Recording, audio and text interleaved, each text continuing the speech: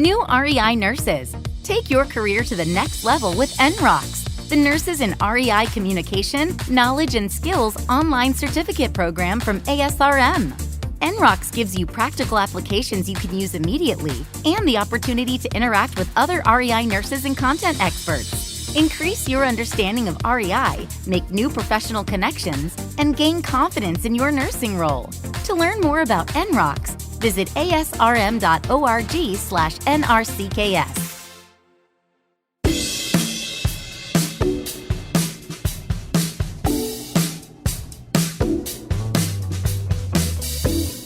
Welcome to ASRM Today, a podcast that takes a deeper dive into the current topics in reproductive medicine.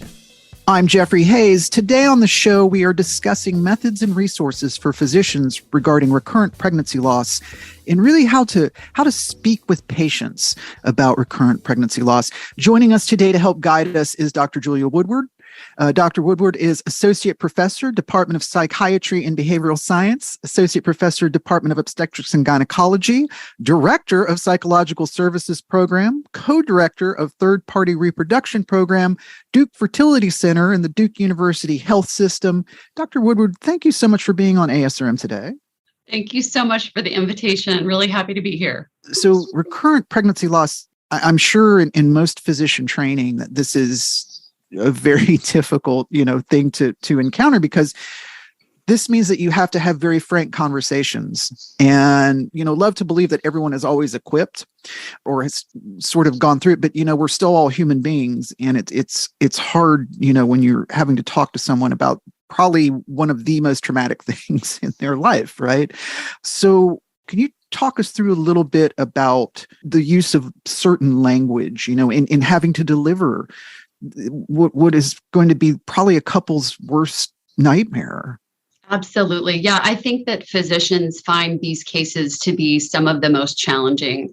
And often, in their medical preparation and their medical education, just don't get as much training on how to talk to patients about these really difficult topics. Again, I'm a clinical psychologist, and I get the great privilege of being embedded on site at the Duke Fertility Center.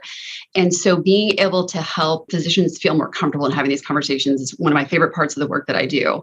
And so I think really the first step in this clinical conversation with a patient is to get the news out clearly right up front.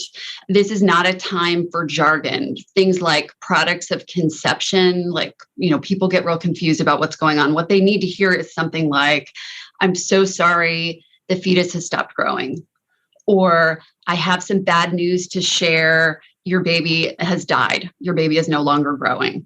And so something just as clear as that can really help patients who are really often, they're distressed, they're anxious, and they're having trouble processing information. And so the language needs to be clear, but the nonverbals need to be really warm so that it doesn't come across as harsh. The one of the other things I think is really important to emphasize here is there are, words to use, like some of those examples I just provided, but there are words to avoid. And some of those words are things like using the word abortion, spontaneous abortion, missed abortion. Patients don't understand what that means. And particularly in this post-Roe era, that word is real loaded. It can imply sort of choice or responsibility. And they're like, "I didn't abort my baby. I want this baby." So just being sure to talk about it as a pregnancy or a baby and not as an abortion. And as a physician, is it normal to have more than one session with someone when dealing with the loss or So that's actually such a good question. I think that, certainly in the work that I do as a clinical psychologist, yes, multiple sessions are often involved. For a physician in this encounter, it's like a clinic day appointment, and they kind of need to cross a few steps, but they need to, kind of have it happen in a single session. And so we think about these kind of big components being deliver the news, give some key pieces of information, talk about the emotion, even though that's uncomfortable. And then lastly, offer some follow-up care. So all that's going to happen even in a short 15, 20, hopefully 30-minute appointment. But if 15, 20 is what they have, it can be done during that much time. But I think that key piece is there are some questions that come up later for patients, and we can talk more about what those are. And so offering them a follow-up appointment is often a very important step in improving their satisfaction with their care. When the physician is engaging, and you're talking about the next logical step, of course, after delivering the news, is being very concrete and giving information and walking that line between being concrete and empathetic, which is kind of the crux of what we're discussing today, because this is, again, person to person, it's hard. It's a difficult path. What's some good information that a physician might prepare beforehand, to engage with them? So fortunately, we got some research to guide us on what are some of the key questions that patients have. What information are they looking for? And so Dr. Pamela Geller is a psychologist at Drexel University, and she's done some really interesting work with recurrent pregnancy loss patients. Like, what do they want to know? And so one of the key questions that patients are going to have is, what happened? What is the cause? Now, sometimes that's really tricky for the physician because there may not be a clearly identifiable cause. But if there is an explanation to be had, patients often describe that as being really critical for their recovery and really improving their degree of satisfaction with their care. Beyond that, they need some practical information about sort of physical symptoms they might be experiencing. So if they are not having a surgical procedure to resolve the pregnancy loss, and they're going to have a medication given to them, giving them information, like how much bleeding are you going to have, how much pain and cramping, how long are these symptoms going to last? Am I supposed to keep this tissue that's expelled? And then sort of down the line, they want to know things like, when is my period going to come back? And when can I start trying again? So knowing that these kinds of practical pieces of data are what patients are looking for can really help the physician in this consult. And as they're going through this list and sort of, talking through, and unfortunately, again, as you mentioned earlier, this is usually a clinical appointment. So there is a time limit. And in walking that tightrope here of concrete information and empathy, how much should a physician sort of get a little deeper with them as far as like talking about this actual pain, this actual loss? Yeah, I think it's a really critical piece of this clinical appointment. And it doesn't have to be a long portion of the appointment. But again, Dr. Geller found that 79% of women reported that their healthcare providers didn't even ask how they were doing after their pregnancy loss. So just acknowledging that this is devastating for the patient, really acknowledging the magnitude of the loss and the importance of the loss is critical for patients to feel like they're seen and like they're getting good health care. So even something as simple as saying, I am so sorry that you're going through this. This must be really painful. How are you feeling? Is there anything I can do to help you with that? So I think, those kinds of words to use, it can be really a sentence or two, but just pausing for 30 seconds and checking on their emotional state is a critical step in this appointment. There are, again, words to use and there are words to avoid. Some of those words to avoid are things like, you can get pregnant again, or you can have another baby, or, anything that's about like kind of brushing this experience away and minimizing the pain really makes patients feel very misunderstood and sometimes even hurt.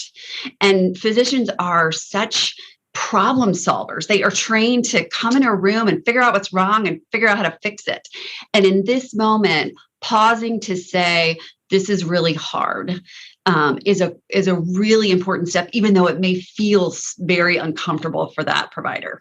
My guest today is Dr. Julia Woodward. We are talking about physicians navigating the rough waters of talking to patients about a recurrent pregnancy loss.